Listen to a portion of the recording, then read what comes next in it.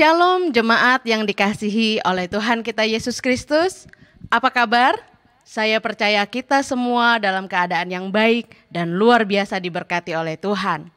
Bapak Ibu, selamat datang, selamat bergabung dalam ibadah online GSJA CWS Kelapa Gading. Hari ini kita akan bersama-sama memuji Tuhan. Saya mengundang dan mengajak Bapak Ibu, saudara-saudari semua untuk bertepuk tangan, memuji Tuhan, membesarkan namanya. Dan hari ini teristimewa, kita akan mendengarkan firman Tuhan yang akan disampaikan oleh Bapak Gembala kita, Bapak Pendeta Budi Setiawan. Tetapi sebelumnya mari kita akan bersama-sama berdoa membuka ibadah kita pada hari ini. Terima kasih Tuhan, Allah Bapa kami yang bertahta di dalam kerajaan surga, ditinggikanlah namamu, ditinggikanlah namamu ya Yesus. Kami merasakan bersyukur Tuhan, berterima kasih atas segala kebaikan Tuhan yang boleh kami rasakan sepanjang minggu ini. Betapa luar biasanya Engkau Tuhan, betapa setianya Engkau Tuhan. Dan pada saat ini kami bersama-sama akan memulai ibadah kami ini Tuhan. Kiranya Engkau akan berkarya, Engkau akan memimpin setiap acara kami ini dari awal hingga akhirnya. Kami percaya ada berkat-berkat Tuhan yang dibagikan, yang akan kami terima saat ini juga Tuhan. Terima kasih Bapa, kami memulai ibadah ini di dalam nama Tuhan Yesus. Kami berdoa, mengucap syukur. Haleluya, amin. Selamat beribadah, Tuhan Yesus memberkati.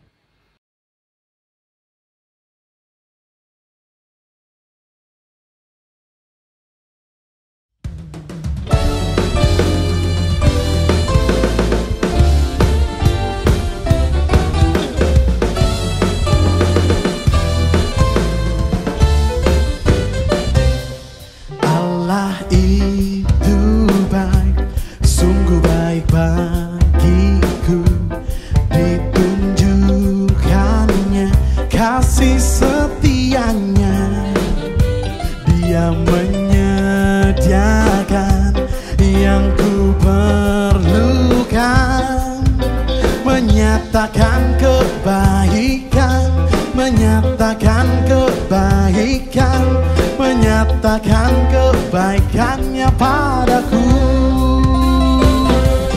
Kasih setianya tak pernah berubah, dulu, sekarang, dan selamanya.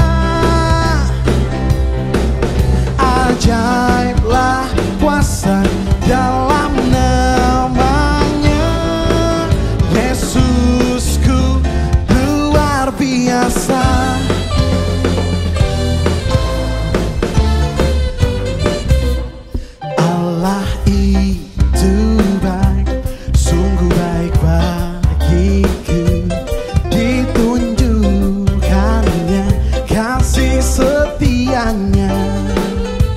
Dia menyediakan yang ku perlukan, menyatakan kebaikan, menyatakan kebaikan, menyatakan kebaikannya padaku. Kasih setianya tak pernah berubah, dulu, sekarang, dan selamanya. Ajaiblah kuasa dalam namanya, Yesusku luar biasa. Ajaiblah kuasa, ajaiblah kuasa dalam namanya, Yesusku luar biasa.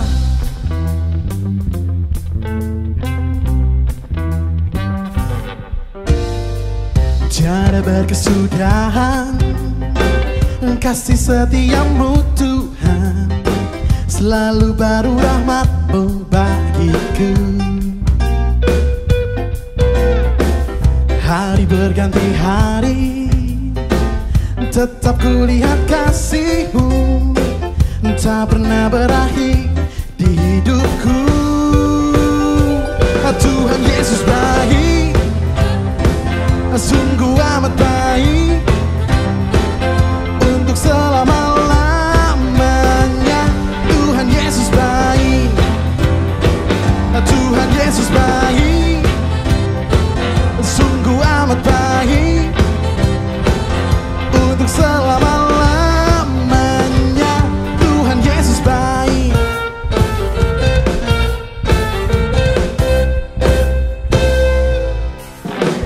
Tiada berkesudahan kasih setiamu Tuhan, selalu baru rahmat-Mu bagiku. Hari berganti hari, tetap kulihat kasih-Mu, tak pernah berakhir di hidupku. Tuhan Yesus baik, sungguh amat baik untuk selama-lamanya. Tuhan Yesus baik, Tuhan Yesus baik, sungguh amat baik untuk selama-lamanya. Tuhan Yesus baik.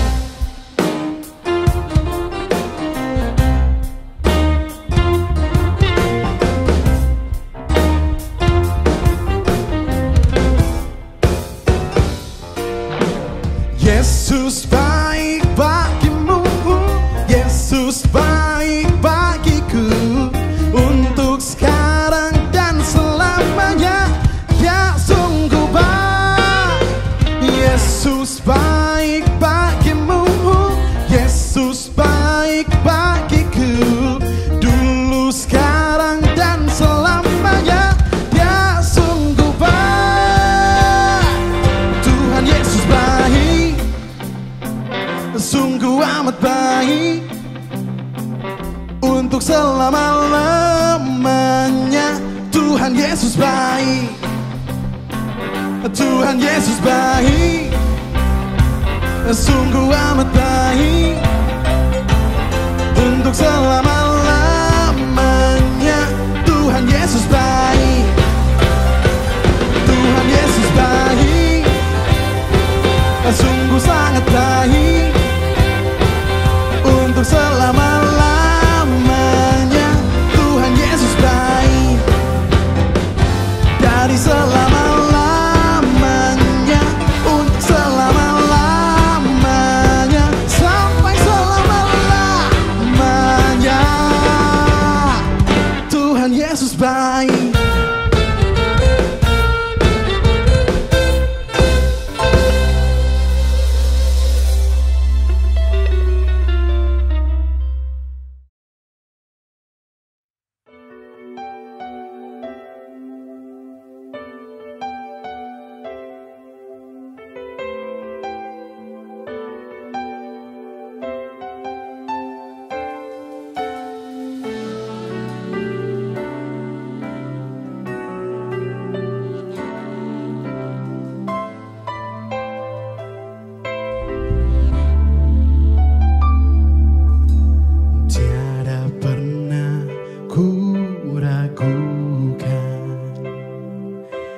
Kasih setiamu ya Tuhan, setiap waktu dalam hidupku, tak pernah Kau tinggalkan.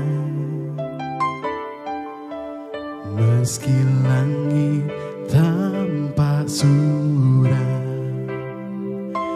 awan gelap pun menghadang, lewati badai, hadapi gelombang, tak pernah Kau tinggalkan diriku.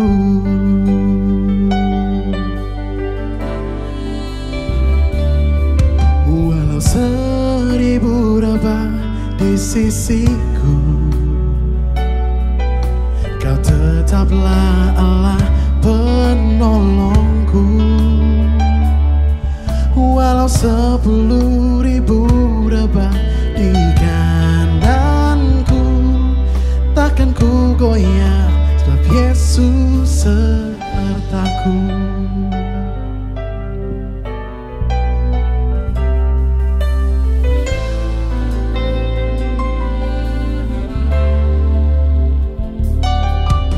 Tiada pernah ku ragukan kasih setiamu ya Tuhan. Setiap waktu dalam hidupku tak pernah kau tinggalkan. Meski langit tampak suram, awan gelap pun menghadap. Hadapi badai, lewati gelombang, tak pernah kau tinggalkan diriku.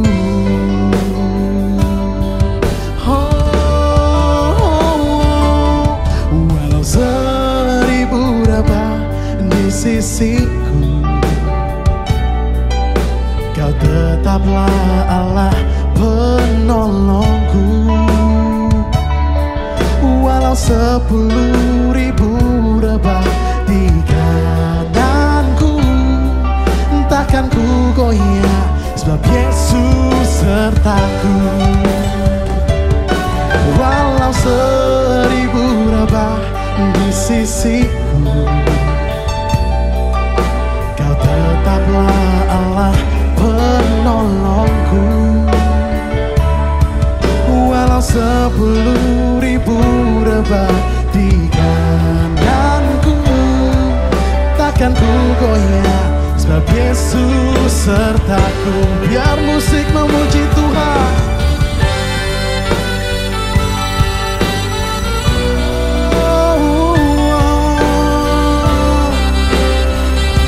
Layakan kami untuk memuji-Mu Tuhan. Terima kasih Tuhan.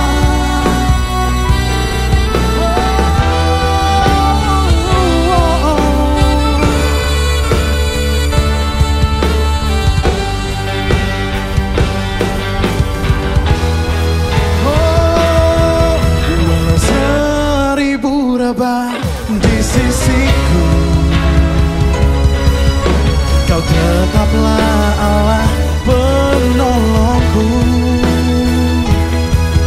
Walau 10.000 rebah di kananku, takkan ku goyah, sebab Yesus sertaku. Walau 1000 rebah di sisiku, kau tetaplah Allah penolongku.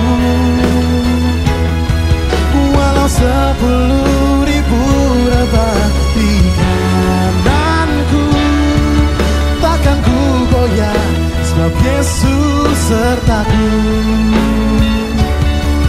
Takkan ku goyah, sebab Yesus sertaku. Takkan ku goyah, sebab Yesus sertaku.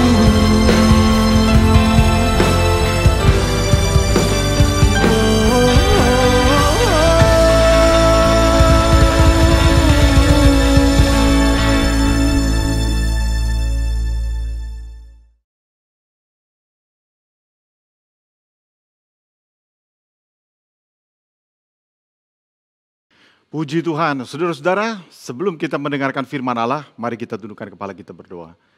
Bapa di surga, kami bersyukur, berdoa supaya Tuhan akan tuntun hati pikiran kami, sehingga semua kami diberkati oleh Tuhan. Menjelang kemerdekaan ini, kami mohon anugerah Tuhan, kasih sayang Tuhan, makin ditunjukkan terhadap kami umat-Mu dan juga bagi bangsa negara kami. Engkaulah sumber kekuatan dan pertolongan kami, perlindungan kami, di dalam nama Tuhan Yesus Kristus. Haleluya. Amin. Saudara-saudara, hari ini saya ingin menyampaikan kepada kita semua tentang cara Tuhan menolong kita yang pasti tidak akan keliru. Kalau Yesus nolong kita pasti tidak mungkin keliru. Amin. Ya, kita kadang-kadang menolong orang caranya keliru. Wujud pertolongan yang kita berikan juga bisa keliru. Nah, saudara-saudara, kali ini saya akan bicara tentang bagaimanakah Yesus menolong kita dengan mengambil satu contoh di dalam firman Tuhan, caranya Yesus menolong umat Tuhan atau orang-orang yang mengikut Kristus. Nah, saya mulai dengan sebuah ilustrasi saudara-saudara, tulisan dari Henry Nouwen. Nah, Henry Nouwen adalah seorang teolog Belanda, ya, teolog Katolik Belanda yang banyak menuliskan, mengkhususkan diri dalam bidang psikologi, kemudian pelayanan pastoral dan juga spiritualitas, social justice dan tentang komunitas, ya. Nah, saudara-saudara, satu kali dalam tulisan dia dari bukunya yang berjudul Out of Solitude, dia menceritakan tentang seorang tukang kayu yang mengajak anak buahnya atau orang yang sedang dilatihnya bersama-sama masuk ke sebuah hutan yang besar, dan di dalam perjalanan menuju ke hutan yang sangat besar melewati sebuah pohon oak, ya, atau di sini disebut sebagai pohon ek. Banyak saudara-saudara bentuknya itu bentuk yang meliuk-liuk, ya, seperti berbongkol-bongkol. Dan saudara-saudara, pohon ini bisa menjadi pohon yang sangat besar. Nah, pohon ek ini yang dilalui oleh tukang kayu bersama dengan asistennya. Nah, asistennya kemudian bertanya kepada dia punya masternya, ya, dia punya guru yang ahlinya ini. Dan dia berkata, mengapa, bagaimana mungkin ada sebuah pohon yang begitu besar, ya, begitu besar, batangnya besar dan kelihatan sangat indah, dan untuk duduk di bawah rerimbunan dari daun-daunnya, keteduhan yang luar biasa yang bisa dirasakan. Mengapa kok bisa ada pohon yang dibiarkan bertumbuh sampai begitu besar? Nah, ingat saudara-saudara bahwa mereka adalah tukang kayu. Jadi seharusnya itu akan menjadi sesuatu yang sangat menarik perhatian mereka. Nah, kemudian saudara-saudara, si guru ahli ini bertanya, kamu tahu mengapa pohon ini bisa menjadi begitu besar, begitu kelihatannya tua, lalu kemudian indah dan besar, dia punya batang itu begitu besar. Dan asisten ini kemudian berkata bahwa ya saya tidak tahu sebabnya mengapa. Pikir-pikir juga memang agak aneh juga, ya.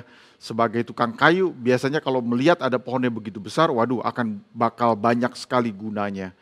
Lalu saudara-saudara, tukang kayu ini kemudian berkata, pohon itu dibiarkan karena memang dia useless, tidak berguna.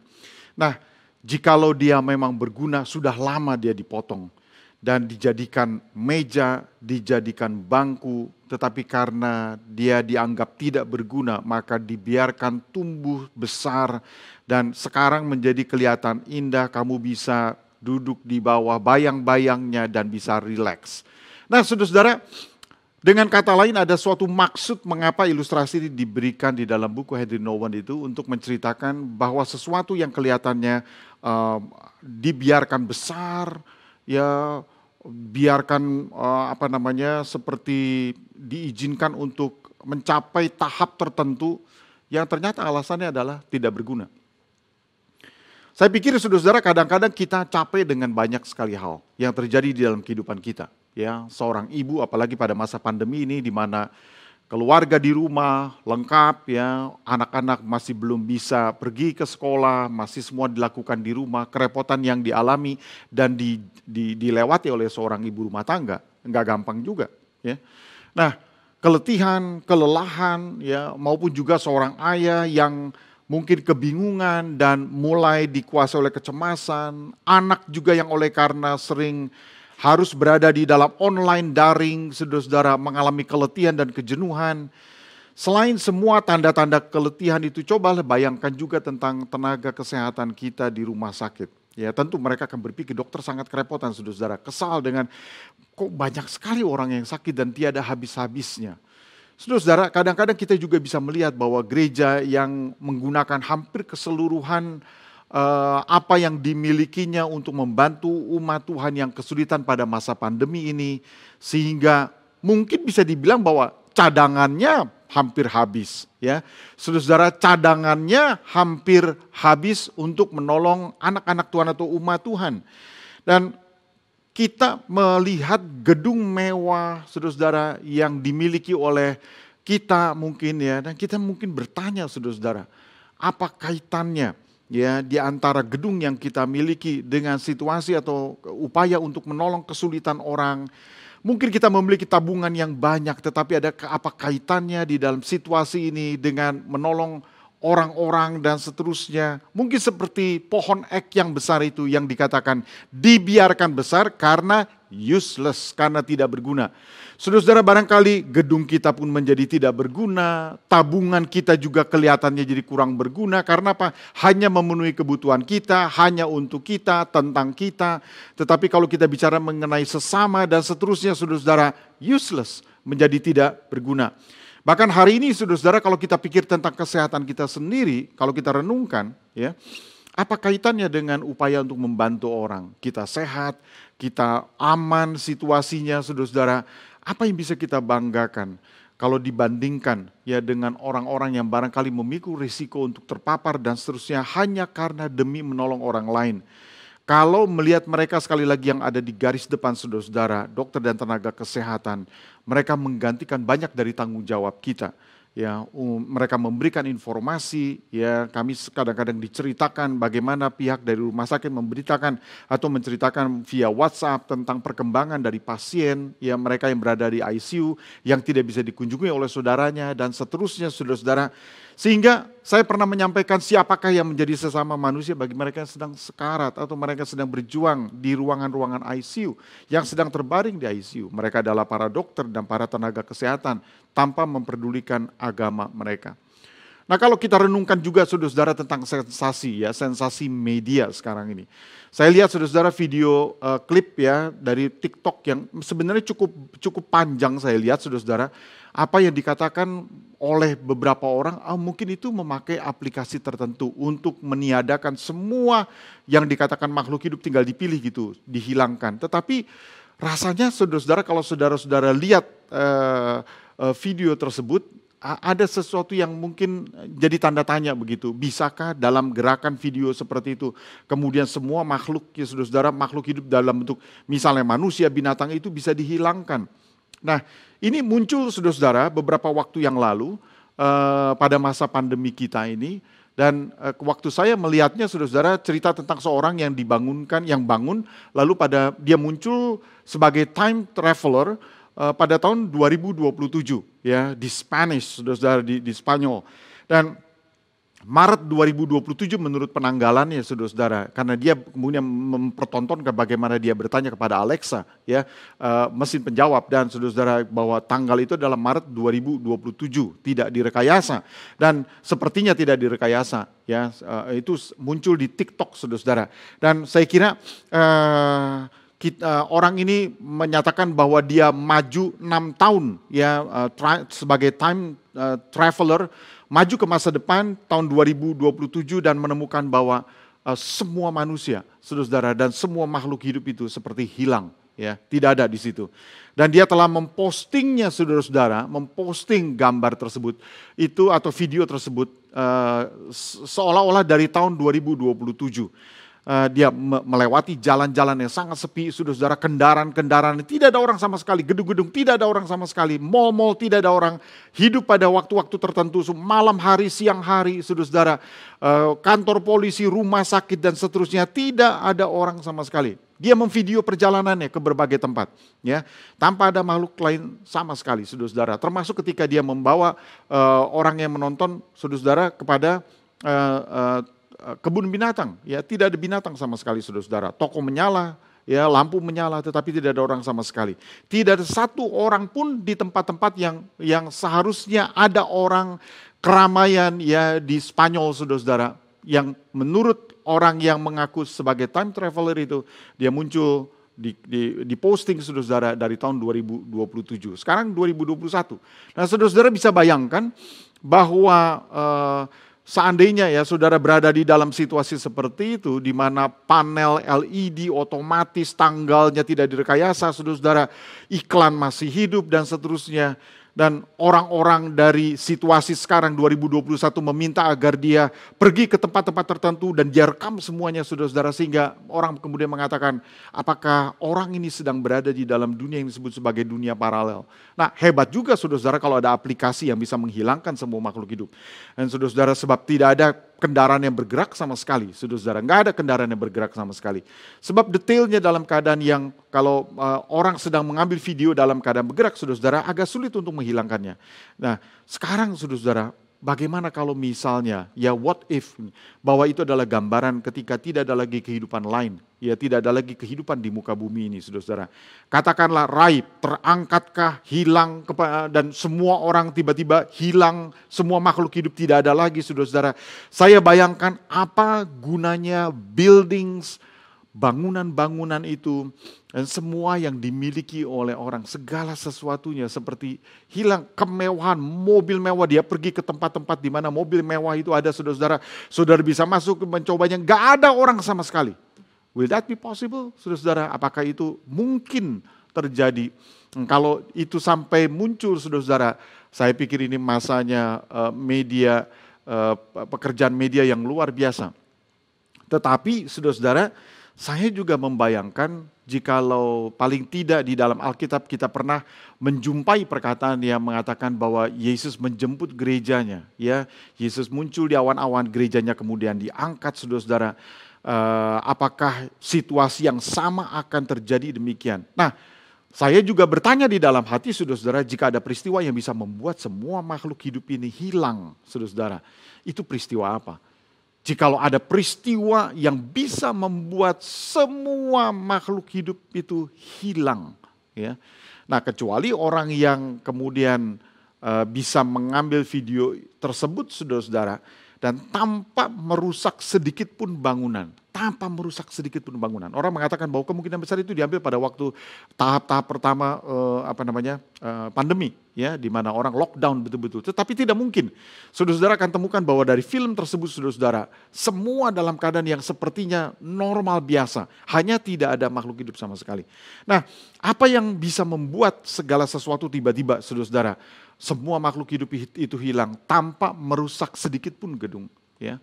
Saudara-saudara, tanpa ada tanda-tanda ada kerusakan apapun juga, misalnya bom meledak, ya, atau terjadi radiasi tinggi dan seterusnya, saudara-saudara, peristiwa apa itu? Dan ini memang mencengangkan, ya, mungkin jutaan orang sudah menyaksikannya. Kalau saudara-saudara ada waktu, mungkin saudara-saudara perlu mengambilnya untuk Human Extinct 2027, lalu saudara-saudara akan lihat bagaimana itu ditayangkan. Dan saudara-saudara, di dalam hati saya, jikalau keadaan begitu, itu salah satu yang muncul di dalam pikiran adalah apa gunanya buildings, apa gunanya semua bangunan-bangunan yang kita miliki. Kalau pada akhirnya saudara-saudara kemudian tidak ada seorang pun yang bisa menikmatinya lagi.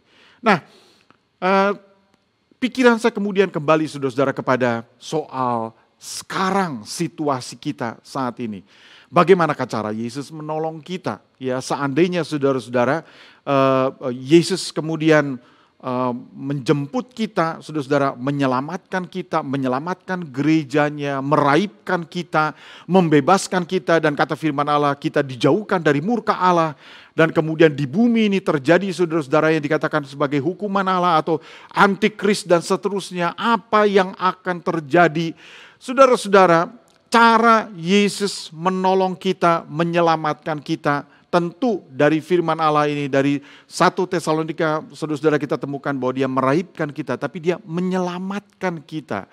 Nah, itu akan terjadi nanti, saudara-saudara. Itu akan terjadi nanti. Tetapi saatnya sekarang ini, di mana kita berada di tengah-tengah pandemi ini, kira-kira bagaimanakah sebenarnya cara Yesus yang tidak mungkin keliru, saudara-saudara, kalau dia mau menolong kita, menolong saudara dan saya. Apakah Yesus kira-kira sanggup menolong kita di dalam situasi yang sulit seperti ini, saudara-saudara? Biasanya kita katakan bahwa ada masa-masa kesulitan yang sangat besar, kesulitan yang kita hadapi berat, saudara-saudara, atau kita katakan masa kritis, begitu ya. Masa sulit menimbulkan ketakutan di dalam hati kita. Masa kritis juga. Atau saudara-saudara mungkin kita katakan bahwa masa kebingungan. Jadi masa sulit, masa kritis, dan kemudian masa kebingungan, itu semua menciptakan ketakutan di dalam diri kita.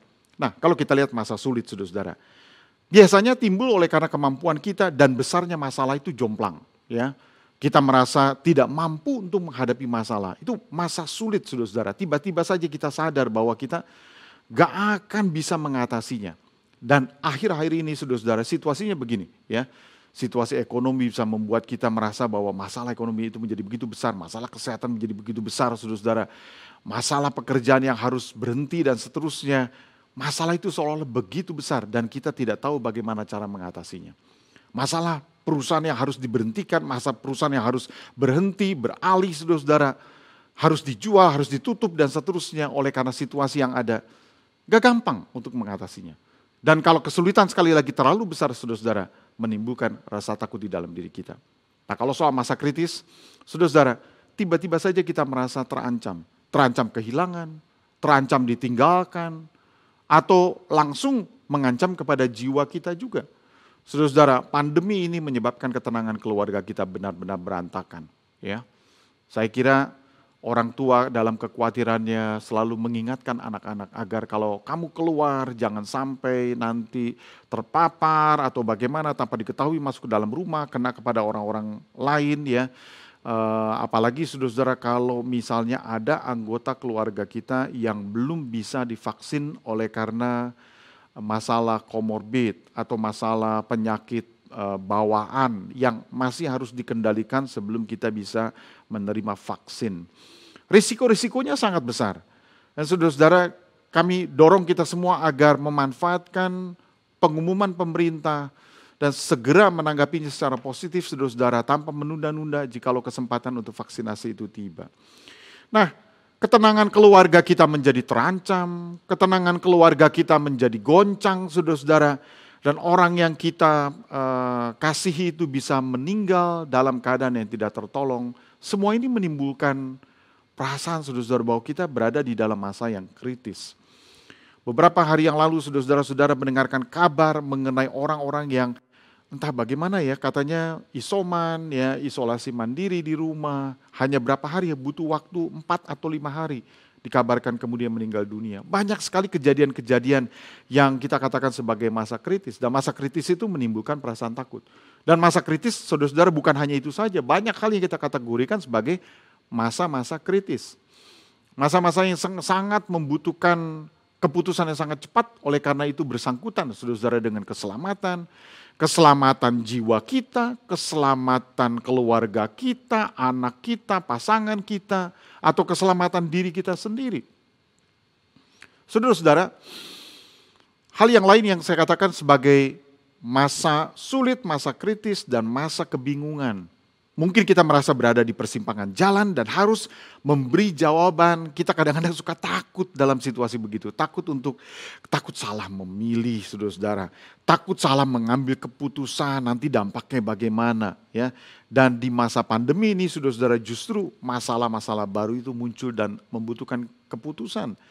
Dan keputusan itu kadang-kadang, saudara-saudara, saat itu menimbulkan kebingungan bagi kita. Gak gampang, saudara-saudara, kalau orang lagi bingung, orang tua lagi bingung, orang sedang kebingungan berada di rumah sakit, harus mengambil keputusan, saudara-saudara, enggak gampang. Ya. Dan saya berbisik di dalam hati pada waktu mungkin kita terbangun dini hari, saudara-saudara, ada kesempatan banyak untuk merenungkan firman, berdoa. Saudara-saudara, saya berkata di dalam hati, Tuhan bimbinglah saya ya Tuhan, bimbinglah saya. Sebab saya juga harus membimbing umat-Mu. Saya sendiri harus membimbing anak-anak Tuhan dan saudara-saudara. Saya berdoa di dalam hati, Tuhan bimbinglah saya. Saudara-saudara, Tuhan memperlihatkan bahwa ada satu cerita umum yang sering kita dengar khotbahnya. Tentang Yesus memberi makan kepada ribuan orang. Nah, Kalau saudara buka bersama-sama di dalam Markus pasal yang ke-8 ayat yang ke-1 sampai ayat yang ke-10, saya bacakan saudara-saudara ya. Markus 8 ayat yang ke-1 sampai ayat yang ke-10. Pada waktu itu ada pula orang banyak di situ yang besar jumlahnya. Dan karena mereka tidak mempunyai makanan, Yesus memanggil murid-muridnya berkata, hatiku tergerak oleh belas kasihan kepada orang banyak ini. Sudah 3 hari mereka mengikuti aku, dan mereka tidak mempunyai makanan. Dan jika mereka kusuruh pulang ke rumahnya dengan lapar, mereka akan rebah di jalan sebab ada yang datang dari jauh. Murid-muridnya menjawab, bagaimana di tempat yang sunyi ini orang dapat memberi mereka roti sampai kenyang? Yesus bertanya kepada mereka, berapa roti ada padamu? Jawab mereka, 7. Lalu ia menyuruh orang banyak itu duduk di tanah. Sesudah itu ia mengambil ke-7 roti itu, mengucap syukur, memecah-mecahkannya dan memberikannya kepada murid-muridnya untuk dibagi-bagikan. Dan mereka memberikannya kepada orang banyak. Mereka juga mempunyai beberapa ikan, dan sesudah mengucap berkat atasnya, ia menyuruh supaya ikan itu juga dibagi-bagikan. Dan mereka makan sampai kenyang. Kemudian orang mengumpulkan potongan-potongan roti yang sisa sebanyak 7 bakul. Mereka itu ada kira-kira 4.000 orang. Lalu Yesus menyuruh mereka pulang. Ia segera naik ke perahu dengan murid-muridnya dan bertolak ke daerah Dalmanuta. Nah, saya ingin kita menyadari sesuatu, saudara-saudara. Begini, kebanyakan orang Kristen akan berkata bahwa peristiwa Yesus memberikan makan roti ya dan ikan, saudara-saudara, kepada ribuan orang, itu cerita yang populer. Tetapi cerita populernya begini, populernya adalah bahwa peristiwa itu yang teringatnya hanya 1 kali saja yang kita ketahui. Tetapi sebenarnya kalau saudara-saudara perhatikan bahwa peristiwa itu tidak terjadi sekali, kejadiannya terjadi 2 kali. Dan mengapa kejadiannya itu, saudara-saudara, yang satu adalah kejadian yang menyangkut kepada 5.000 orang, dan itu terjadi di kalangan orang Yahudi. Terjadi di daerah di mana orang-orang Yahudi berkumpul, dan di tepi danau Galilea di bagian utara, itu kejadiannya adalah terhadap 5.000 orang, dan mereka adalah orang-orang Yahudi. Sedangkan peristiwa kedua, saudara-saudara, terjadi kepada 4.000 orang, dan itu kejadiannya di selatan dari Danau Galilea, yang berisi orang-orang yang kumpul pada waktu itu adalah orang-orang non-Yahudi. Dan saudara-saudara, jadi yang di utara dari Danau Galilea terjadi kepada orang-orang Yahudi, 5.000 orang, dan yang di selatan terjadi kepada 4.000 orang adalah orang-orang non-Yahudi. Nah, yang unik ya saudara-saudara, kejadian yang 4.000 orang terjadi kepada 4.000 orang, Yesus memberi makan kepada 4.000 orang, mereka adalah orang-orang non-Yahudi. Kejadian itu hanya dicatat oleh 2 Injil, yaitu Matius dan Markus. Kalau kita urutkan secara kronologis, mungkin Markus dulu, baru kemudian Matius. Sedangkan kejadian terhadap 5.000 orang yang terjadi di utara dari Danau Galilea, saudara-saudara, itu dicatat oleh keempat Injil, Matius, Markus, Lukas, dan Yohanes. Tetapi khusus kejadian terhadap 4.000 orang, kejadian yang kedua. Jadi kejadian yang pertama adalah kejadian terhadap 5.000 orang. Ya, contohnya di dalam kitab Markus, saudara-saudara, dalam pasal sebelumnya, saudara temukan tentang cerita mengenai Yesus memberikan makan kepada 5.000 orang. Konteksnya adalah di utara Danau Galilea. Kemudian di pasal yang ke-8 yang barusan saya baca, itu adalah kejadian terhadap 4.000 orang di selatan dari Danau Galilea, dan disitulah saudara-saudara orang-orang yang non-Yahudi itu berkumpul. Jadi saudara-saudara, kadang-kadang kita berpikir apa sih, kalau orang tidak hati-hati mungkin dipikirnya bahwa itu adalah peristiwa yang sama yang terjadi. Tetapi saudara-saudara, itu adalah 2 peristiwa yang sama sekali berbeda. Beda tempat, beda lokasi, beda audiensnya.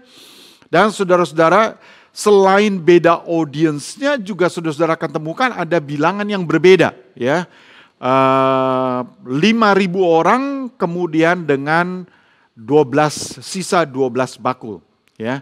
Sedangkan kalau yang 4.000 orang, saudara akan temukan bahwa yang diambil saudara-saudara, kalau yang tadi 5 ketul roti dengan 2 ekor ikan, kemudian sisa 12 bakul. Sedangkan yang di dalam kejadian terhadap 4.000 orang, saudara akan temukan yaitu 7 ketul roti dan beberapa ekor ikan. Dan saudara-saudara, hasilnya adalah saudara-saudara akan temukan ada sejumlah yang disebut dengan 7 bakul yang besar. Ya, nah, saudara-saudara, apakah kira-kira ada maksud tertentu? Mungkin bukan sesuatu yang kebetulan bagi orang-orang Yahudi, karena bagi mereka itu, saudara-saudara, angka itu biasanya punya maksud. Ya, terhadap orang-orang Yahudi, peristiwa angka 5 barangkali itu terkait dengan 5 ya kitab Taurat di dalam kitab Kejadian, Keluaran, Imamat, Bilangan, Ulangan. Barangkali lebih mudah bagi mereka untuk memahami bahwa 5 itu ada kaitannya dengan hal tersebut. Lalu sisa 12 bakul itu terkait dengan 12 suku Israel, mungkin akan mudah dikaitkan ke situ. Tetapi dalam peristiwa, saudara-saudara, terhadap 4.000 orang yang bukan Yahudi, ya angka 7 yang muncul, 7 hari penciptaan, saudara-saudara, yang menggambarkan bahwa Allah menciptakan segala sesuatu, atau menjadi 7 merupakan gambaran hitungan yang sempurna, angka yang sempurna yang mencakup bukan hanya Yahudi tetapi juga non-Yahudi. Mungkin saja ada kaitannya ke situ, tetapi saudara-saudara, ini adalah sebuah peristiwa yang kedua hal atau kejadian yang berbeda. Bahkan Yesus sendiri, saudara-saudara, di dalam Matius pasal yang ke-16 ayat yang ke-8 sampai 10 berkata begini. Dan ketika Yesus mengetahui apa yang mereka perbincangkan, ia berkata, "Mengapa kamu memperbincangkan soal tidak ada roti, hai orang-orang yang kurang percaya? Belum juga kamu mengerti, tidak kamu ingat lagi akan 5 roti dan 5.000 orang, dan berapa bakul roti kamu kumpulkan kemudian, ataupun akan 7 roti untuk 4.000 orang." Jadi Yesus mengatakan bahwa peristiwa itu peristiwa yang berbeda. Hanya kita sebagai orang Kristen selalu mengingatnya peristiwa itu sebagai peristiwa apa? Yang sama. Ya, satu peristiwa yang sama, Yesus memberikan makan kepada begitu banyak orang atau ribuan orang. Padahal sebenarnya itu adalah 2 peristiwa yang sangat berbeda. 2 peristiwa yang lokasinya beda, lalu kemudian audiensnya juga beda. Dan barangkali saudara-saudara, maksud daripada penulis mencantumkan itu juga, dan mengapa hanya 2, yaitu Matius dan Markus, tentu ada maksud tertentu. Tujuannya apa? Untuk memperlihatkan tentang kemuliaan dari rencana Allah bagi dunia ini, bukan hanya bagi orang Yahudi, tetapi juga bagi orang-orang non-Yahudi. Nah, saudara-saudara, ini ada yang kita gambarkan sebagai peristiwa yang sudah lama kita ketahui, atau mungkin kita katakan sebagai kisah kuno yang mengandung clues, yang mengandung kunci-kunci, yang mengandung petunjuk-petunjuk, saudara-saudara, tentang bagaimana caranya Tuhan akan menolong kita.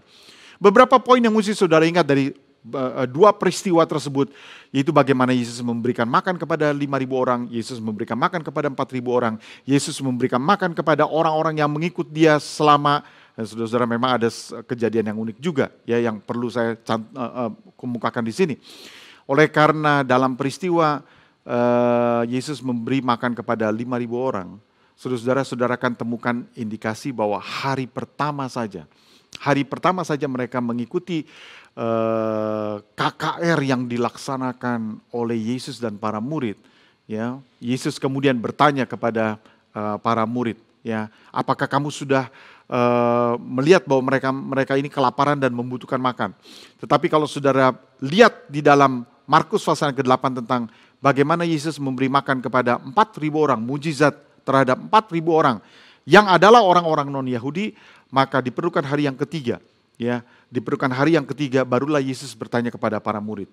Nah, seandainya saya ada di situ dan kita semua adalah murid-murid Yesus, mungkin kita akan berkata begini, "Guru, kelihatannya kalau kita bicara kepada orang-orang yang non-Yahudi," ya, nah ingat saudara-saudara, mereka adalah orang-orang Yahudi. Jadi kalau mereka berkata, "Guru, kalau kita mengadakan KKR untuk orang-orang non-Yahudi," kelihatannya orang-orang non-Yahudi itu lebih siap untuk mengikuti KKR kita. Karena bayangkan, mereka punya persediaan sampai hari yang ketiga. Agak beda dengan teman-teman kita sesama Yahudi. Hari pertama saja mereka sudah nggak ada persediaan, saudara-saudara. Mungkin mereka datang dengan badan saja, atau mungkin saudara-saudara mereka merasa bahwa lokasi di antara KKR dan seterusnya untuk mengadakan KKR berhari-hari, mereka tinggal pulang pergi, dan tetapi itu tetap menimbulkan keprihatinan Yesus sehingga Yesus harus bertanya. Ya, nah saudara-saudara, apakah murid-muridnya siap untuk memberikan makan kepada mereka? Pada dasarnya saudara-saudara, kita melihat bahwa Yesus kemudian meminta agar para muridnya memikirkan tentang baik kepada orang yang 5.000 maupun kepada orang yang 4.000. Hanya bedanya sekali lagi, hari yang pertama ya terhadap 5.000 itu sudah Yesus tanya, sedangkan untuk orang non-Yahudi hari ketiga barulah kemudian Yesus bertanya.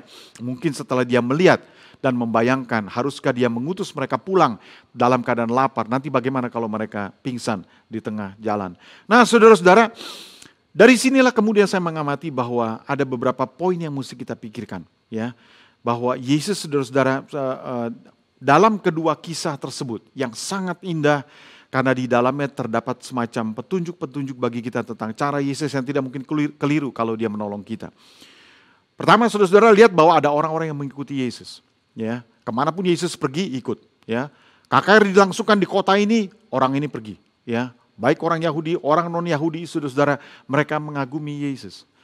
Dan ada murid-murid Yesus di sekitar atau di sekeliling Yesus. Dan saudara-saudara, Yesus juga bertanya, dan Yesus sepertinya sedang, apakah dia mengkhawatirkan sesuatu? Mungkin saudara katakan tidak mungkin Yesus khawatir, dia adalah Tuhan. Ya. Dan saudara-saudara, ya, dia adalah Tuhan dalam bentuk manusia. Dan memiliki pertanyaan di dalam hati, bagaimana kalau kita utus mereka pulang lalu mereka pingsan di tengah jalan, saudara-saudara. Artinya Yesus memikirkan kemungkinan-kemungkinan itu. Dan ia bertanya kepada para murid dan meminta solusi. Di dua kejadian itu, apa yang saya katakan ini ada. Dan Yesus melakukan mujizat dari apa yang diserahkan kepadanya. Dan saudara-saudara, saya pikir bahwa poin-poin itu merupakan poin-poin yang bisa menuntun kita kepada petunjuk. Ada dua hal yang ingin saya ungkapkan kepada kita semua pada hari ini yang tidak mungkin keliru kalau Allah mau menolong kita. Yang pertama, saudara-saudara, dari kejadian yang Tuhan tunjukkan, pertolongan dia kepada 5.000 orang, pertolongan dia kepada 4.000, pertolongan dia kepada orang Yahudi, kepada orang non-Yahudi. Saudara menemukan sesuatu yang sama. Yang pertama, saudara-saudara, bahwa Yesus bertanya kepada mereka, solusi apa yang sudah mereka pikirkan dan upayakan. Nah, Allah melakukan berbagai mujizat, tetapi seringkali itu dimulai dengan pertanyaan, saudara-saudara. Apa yang ada di tanganmu? Musa ditanya, ya, apa yang ada di tanganmu? Tongkat. Daud ditanya, dan batu. Janda Sarfat, saudara-saudara, mengatakan segenggam tepung dan sedikit minyak. Naaman, saudara-saudara, tentang sungai Yordan yang kotor, lebih cantik sungai-sungai yang ada di Damsyik yang bersih dibanding dengan sungai Yordan. Saya kira saudara-saudara ngerti, mereka yang pernah pergi ke Israel sampai ke titik tertentu di mana sungai Yordan itu, saudara-saudara, ada. Sungai Yordan tidak sebersih yang saudara sangka. Ya, airnya keruh dan saudara-saudara tidak jauh daripada apa yang kita pikirkan, sehingga Naaman juga memiliki pertanyaan yang sama. Ya, di tempat kami lebih bagus, ya, karena dia bukan orang Yahudi. Dan saudara-saudara, Yesus bertanya, apa yang ada padamu?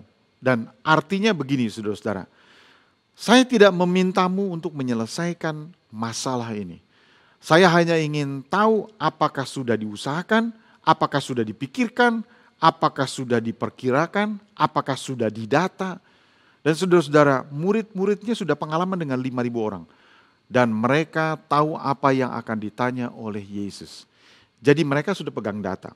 Ya, saudara-saudara. Dan KKR yang dihadiri 5.000 orang Yahudi maupun 4.000 orang non-Yahudi di tempat yang berbeda. Dan ukuran saat itu, saudara-saudara, punya masalah yang tersendiri. Ya. Di luar kota, tempat yang agak jauh di pinggiran kota, jauh dari toko-toko, dan terutama saudara-saudara, kita yakin bahwa di dalam iklan KKR yang mereka sebarluaskan, saudara-saudara, itu makanan tidak disediakan. Ya, tapi setelah beberapa hari kemudian baru kelihatanlah bahwa betapa mereka sedang butuh, ya, untuk makanan, memberi makan kepada orang. Nah, jika diamati, saudara-saudara, untuk yang 5.000 orang Yahudi, sekali lagi Yesus langsung menyuruh para murid di hari yang pertama. Untuk orang yang non-Yahudi yang 4.000 orang ini, hari yang ketiga baru kemudian ditanyakan oleh Yesus. Jadi kita, saudara-saudara, lihat muridnya mungkin waktu itu, kalau sekali lagi kalau kita adalah murid-murid Tuhan, kita akan melihat bedanya. Nah, gimana kalau saudara-saudara Allah bertanya kepada kita, apa yang ada padamu? Ya, kalau Allah mau menolong kita melakukan mujizat, dia akan tanya, apa yang ada padamu? Ya, apakah kita akan jawab, nothing Lord, ya, I have nothing, kita nggak punya. Nah, saudara-saudara, padahal kita tahu bahwa Tuhan pasti akan punya. Ya, mungkin Tuhan akan berkata, come on, ya, you have something, ya, kamu punya sesuatu, ya. Mungkin kalau malaikat akan berkata, you have something bro, ya, kamu punya sebenarnya, buka mata, coba lihat dulu. Saudara-saudara, jangan gugup. Kalau Tuhan mau melakukan mujizat, kita pikir dulu apa yang ada pada kita saat ini. Ya. Dan kita suka lupa bahwa sebenarnya kita bukanlah tidak punya apa-apa sama sekali. Kita masih bisa ngontrak, puji Tuhan. Masih punya rumah, puji Tuhan. Walaupun tidak sebesar rumah orang lain, tidak semewah orang lain. Bukan berarti saudara tidak bisa menikmatinya. Masih punya suami atau istri, puji Tuhan. Ya, ada orang-orang lain yang tidak memiliki pasangan lain dan tidak memiliki pasangan lagi dan harus berjuang di dalam hidupnya. Sendirian. Masih punya anak-anak, saudara-saudara, kita masih bisa memimpikan hari depan mereka. Dan saudara-saudara masih punya kesehatan. Kita masih dalam keadaan sehat, puji Tuhan. Kita masih bisa melakukan aktivitas kita. Banyak orang yang tidak punya kesempatan itu. Masih punya motor, walaupun bukan mobil, masih punya motor sederhana. Puji Tuhan, ada orang yang tidak punya motor, tidak bisa pergi untuk jarak yang jauh. Dan saudara-saudara, kita juga masih bisa ingat dan belum pikun. Ya, kita bersyukur pada Tuhan belum pikun. Jadi sebenarnya saudara-saudara, bukannya kita tidak punya apa-apa. Biasanya karena kita belum mendata saja. Coba deh pikir saudara-saudara, benarkah kita tidak punya apa-apa? Coba pikir. Ya. You have something. Saudara punya sesuatu. Jadi kalau dikatakan bahwa kita tidak punya apa-apa, saya kira bukan. Ya, sebenarnya kita punya, hanya belum didata. Anda belum mendatanya. Nah saudara-saudara, bagaimana jikalau setelah kita data pun kita memang betul-betul you have nothing. Saudara nggak punya apa-apa. Saudara hanya punya hati. Saudara, Mazmur 51 ayat yang ke-17 begini. Korban sembelian kepada Allah ialah jiwa yang hancur. Hati yang patah dan remuk, tidak akan kau pandang hina ya Allah. Saudara masih punya sesuatu, yaitu your heart. Hatimu untuk dipersembahkan kepada Tuhan, yang terbaik dari hidupmu. Solusi sederhana, sesederhana apapun juga, saudara-saudara, itulah modal terdekat dan tersedia. Ya, jangan diabaikan. Nah saudara akan temukan saudara segala inisiatif, segala upaya, usaha yang kita mulai, start up ekonomi kita, usaha ya sederhana, solusi yang kita pikirkan, ya, kesempatan yang kecil yang ada, modal tabungan yang mungkin tidak seberapa, atau mungkin hanya sekedar teman yang menawarkan bantuan. Saudara-saudara nggak akan sangka bahwa itu merupakan jalan di mana Tuhan akan melakukan sesuatu. Dan dari situ mungkin muncul sesuatu yang besar yang saudara nggak akan sangka. Saudara-saudara, saya teringat dengan bagaimana seorang dokter yang bernama Dr. Bambang di sekitar kita di sini Kelapa Gading, yang akhirnya banyak membantu para hamba Tuhan. Saya katakan saudara-saudara, saya sebut namanya karena dia sudah tidak bersama-sama kita lagi. Dia terpapar oleh karena COVID-19 dan dia dipanggil Tuhan.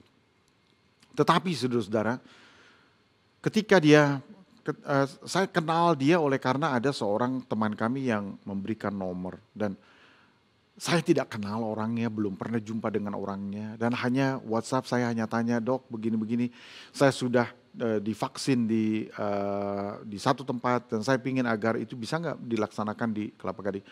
Bisa Pak, lalu kemudian diatur saudara-saudara. Dan kemudian saya juga meminta bantuan untuk beberapa orang lainnya dan kemudian bisa.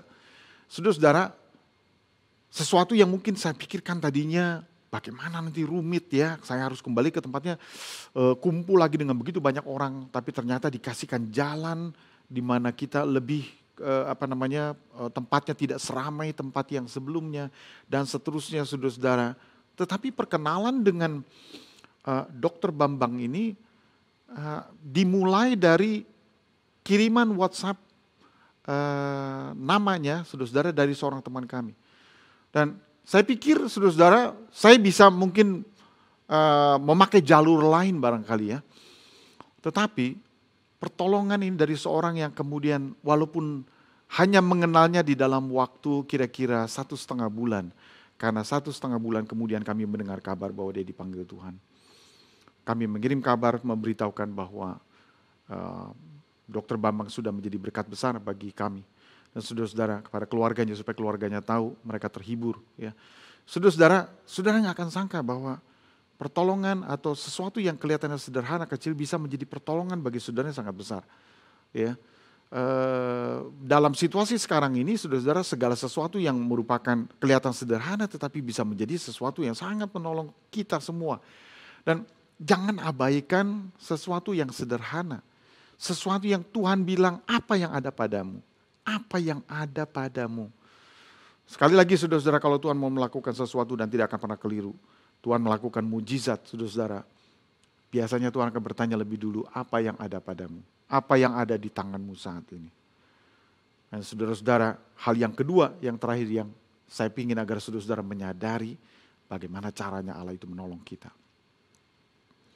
Karena saudara-saudara, Yesus mengambil solusi atau data yang tersedia itu. Barang yang tersedia yang walaupun sedikit kecil sederhana. Yang tidak mungkin cukup. Diambilnya saudara-saudara. Lalu diberkatinya. Salah satu hal yang mungkin khusus saudara-saudara unik adalah ketika dia kemudian membiasakan diri mengucap syukur. Kemudian memberkatinya. Apakah itu merupakan ciri khas daripada Yesus sehingga ketika kedua murid dari dalam perjalanan menuju Emmaus itu saudara-saudara, mata mereka dicelikan ketika Yesus mengangkat dan mengucap syukur dan memecah-mecahkannya. Barulah mata mereka terbuka. Apakah itu merupakan ciri khas dari apa yang Yesus lakukan? Sehingga kita pada hari ini juga saudara-saudara sebelum makan kita berterima kasih kepada Tuhan. Walaupun kami doakan agar kita semua, saudara-saudara, walaupun setelah kita berdoa mengucap syukur, makanannya ternyata kurang enak. Mungkin kita ngomel-ngomel juga ya, walaupun sudah mengucap syukur, tapi kita bisa ngomel-ngomel juga. Mudah-mudahan tidak, saudara-saudara. Karena kalau kita mengucap syukurnya di awal, makanannya kurang enak, godaan untuk ngomel juga ada. Tetapi kalau kita mengucap syukur, akhirnya kita dilatih oleh Tuhan sebenarnya, saudara-saudara, untuk apapun rasanya. Apapun, seberapapun yang saudara terima. Pada akhirnya saudara punya kewajiban untuk bersyukur kepada Tuhan. Dan itu akan menahan kita untuk ngomong-ngomongan yang salah. Karena apa? Pada akhirnya kita harus mengucap syukur. Tapi oke lah. Kita menganggap bahwa Yesus memiliki ciri khas. Yaitu mengucap syukur di awalnya. Lalu kemudian memecah-mecahkannya. Dan saudara-saudara, Yesus mengambil apa yang ada itu yang tersedia. Dia mengucap syukur dan dia memberkatinya. Nah, saya ingin agar kita melihat di sini letak kuncinya yang luar biasa. Saudara-saudara, yang tersedia, yang ada pada kita, jika itu diberkati, akan jadi jalan keluar. Jadi jangan anggap enteng, saudara-saudara. Apa yang saudara pikir mungkin sederhananya begini. Kita kan barangkali punya family kita yang mungkin kita katakan, dia hidup bergantung sama kita. Ya, mungkin karena ada cacat tertentu dia bergantung sama kita. Tapi saudara akan heran bahwa orang yang kita sebut itu bergantung kepada kita, setelah kita pikir baik-baik, mungkin kita yang bergantung sama dia. Karena apa? Ternyata saudara-saudara dia sangat membantu kita di rumah. Apakah sifatnya menjaga rumah, menolong sesuatu pekerjaan di rumah. Saudara-saudara, gak akan kita sangka sesuatu yang tersedia itu menjadi jalan keluar. Yang sederhana itu saudara-saudara yang tersedia jika diberkati oleh Tuhan jadi solusi. Yang sedikit itu jika diberkati oleh Tuhan akan jadi banyak. Kalau saya mengingat apa yang Tuhan lakukan melalui ibu saya. Ibu saya semasa hidupnya saudara-saudara hanya punya bakat sederhana merangkai bunga. Tetapi itulah yang membuat roda ekonomi keluarga kami bertahan. Dari sesuatu yang sederhana, yang dikerjakan oleh Tuhan menjadi sesuatu yang banyak. Yang terbatas saudara-saudara jika diberkati oleh Tuhan ternyata bisa memenuhi banyak kebutuhan. Saudara-saudara kita nggak akan pernah sangka. Makanya jangan ngomel-ngomel. Mungkin anak kita tidak sepandai orang lain. Coba lu kalau lu pinter, ya dapat beasiswa, lu pergi ke Jerman, lu pergi. Saudara-saudara, jangan katakan hal-hal begitu kepada anak kita oleh karena anak kita punya jalan sendiri untuk diberkati oleh Tuhan. Yang kelihatannya sederhana, Satu kali mungkin saudara nggak akan sangka bahwa Tuhan melimpahi berkat melalui anak yang mungkin sederhana. Saudara-saudara, sedangkan anak lain yang kita harapkan mungkin tidak jadi seperti yang kita pikirkan. Saudara-saudara, yang kurang jika diberkati oleh Tuhan akan jadi berlimpah. Yang terbatas jika diberkati oleh Tuhan bisa memenuhi banyak kebutuhan. Yang sederhana jika diberkati Tuhan juga akan menyehatkan loh. Makanan yang sederhana, saudara-saudara. Lihat tuh Daniel, Sadrah, Mesa dan Abednego. Memilih makanan sederhana tapi mereka sehat kok. Dan kita juga saudara-saudara sekarang yang dilatih oleh Tuhan, gak apa-apa makanan sederhana. Ya. Tetapi apa yang sederhana jikalau diberkati oleh Tuhan pasti akan mendatangkan kesehatan. Amin saudara-saudara. Nah inilah maksud saya. Bahwa pertolongan Tuhan tidak pernah keliru. Ia selalu menggunakan apa yang ada pada kita dan dia bertanya, apa yang ada padamu? Inisiatif apa yang sudah kau mulai? Data apa yang kau miliki? Saudara-saudara, apa yang ada di tangan kananmu? Walaupun sangat sederhana, hanya ini Tuhan. Tetapi kalau itu diberkati oleh Tuhan, Yesus mengambilnya. Ya, punya data dulu, tahu dulu apa yang ada padamu. Inisiatif untuk memikirkan, saudara-saudara.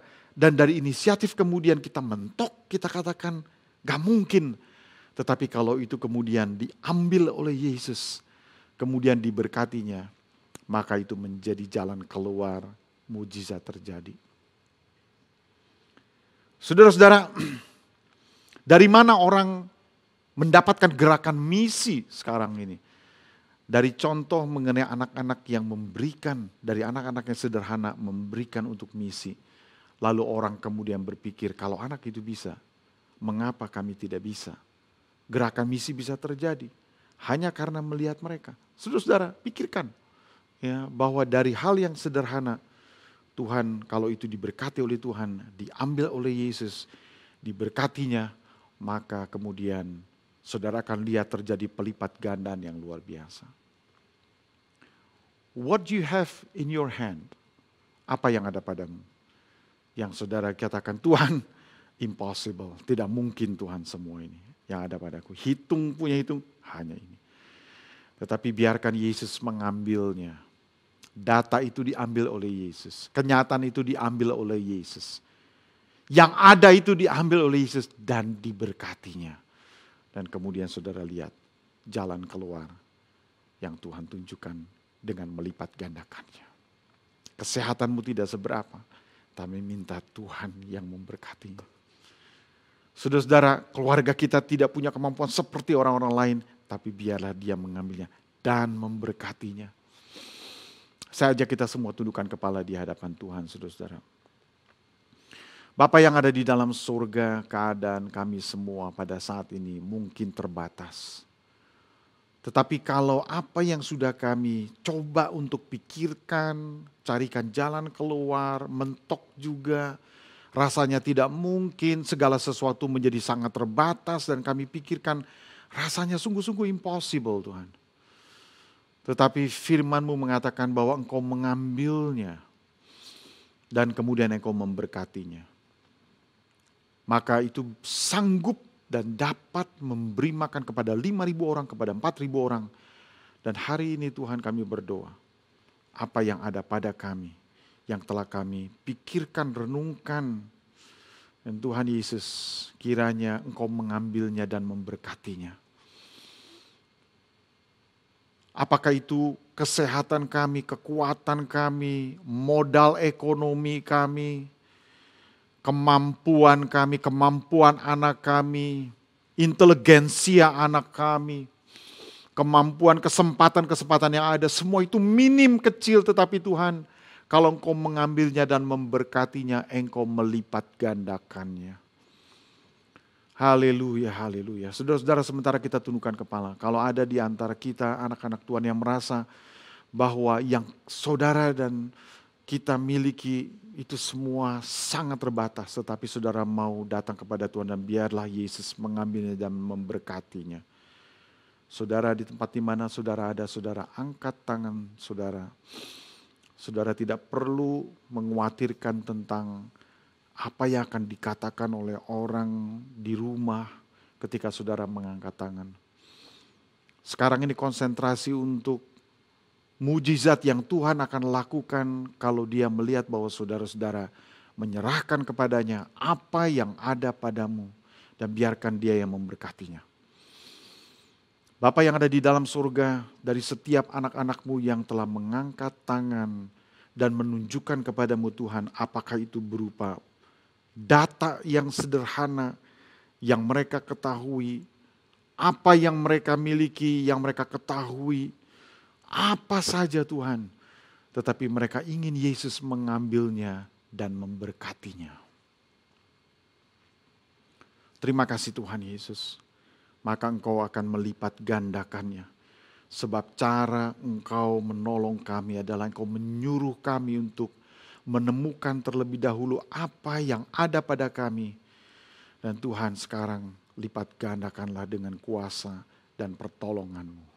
Berkatilah ya Tuhan, sebab hal yang sederhana, yang sedikit, yang terbatas, yang rasanya tidak mungkin, kemudian diberkati oleh Tuhan dan mendatangkan sesuatu yang besar. Terima kasih Tuhan Yesus. Kami menyerahkan seluruh hidup kami ke dalam tangan-Mu, sebab bagi Tuhan Yesus dan bagi setiap orang yang percaya, nothing is impossible. Tiada yang mustahil. Haleluya, haleluya, haleluya, haleluya, haleluya. Pengurapan-Mu turun di atas kami Tuhan. Pada hari ini di dalam nama Tuhan Yesus Kristus, Tuhan dan Juru Selamat kami. Semua kita di tempat kita masing-masing percaya. Yang percaya katakan, amin. Puji Tuhan. Tuhan memberkati apa yang sudah saudara dengarkan. Dan biarlah itu terus menerus saudara bawa di dalam hati saudara. God bless.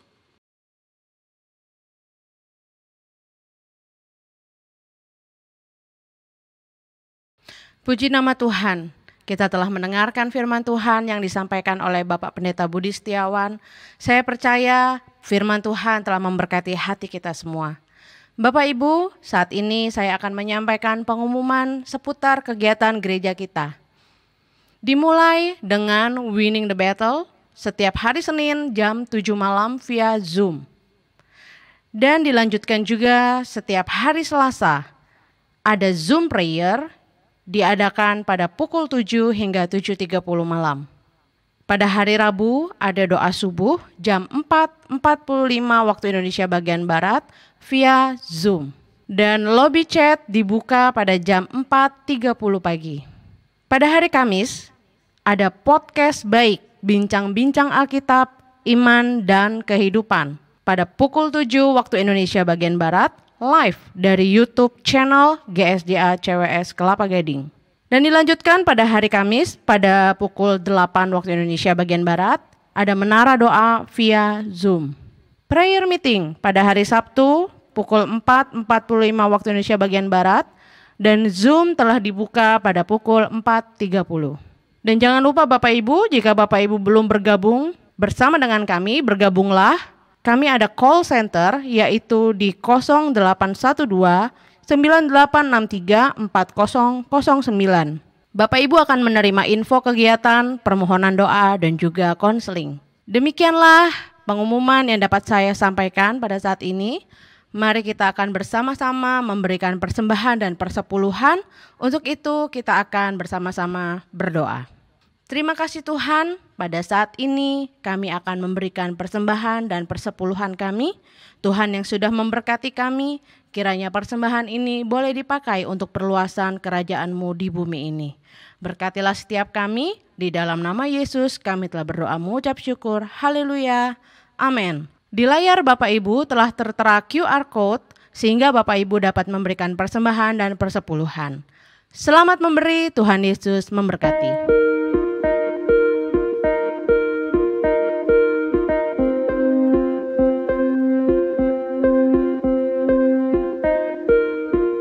Puji Tuhan saudara-saudara, terima kasih saudara-saudara telah bergabung bersama-sama dengan kami pada hari ini. Dan sebelum kita mengakhiri kebaktian kita, kami mengajak saudara-saudara untuk mengikuti kegiatan-kegiatan yang ada sepanjang minggu via Zoom maupun juga church online atau YouTube. Dan saudara-saudara, besok Senin jangan lupa di Zoom dari gereja kita akan belajar kembali saudara-saudara dari sebuah topik besar yang kita sebutkan sebagai Winning the Battle, ya, memenangkan peperangan. Dan kiranya Tuhan akan menolong kita, saudara-saudara. Allah berorkestra merancang kemenangan bagi anak-anaknya. Silakan klik tautan yang ada di kolom chat dan atau yang ada di deskripsi video di YouTube. Puji Tuhan, saudara-saudara. Sekarang saya ajak kita semua untuk mengangkat kedua tangan kita di hadapan Tuhan dan kita akan menerima berkat Tuhan. Saudara-saudaraku yang kekasih, terimalah berkat anugerah yang dari Allah Bapa, cinta kasih di dalam Tuhan Yesus Kristus, dan persekutuan oleh Roh Kudus menyertai kita semua mulai saat ini sampai Maranatha Tuhan datang kembali. Haleluya. Amin. Saudara-saudara, hiduplah mengesankan hati Tuhan, dalam keadaan apapun juga tetaplah jadi berkat. God bless. Tuhan Yesus baik, sungguh amat baik, untuk selama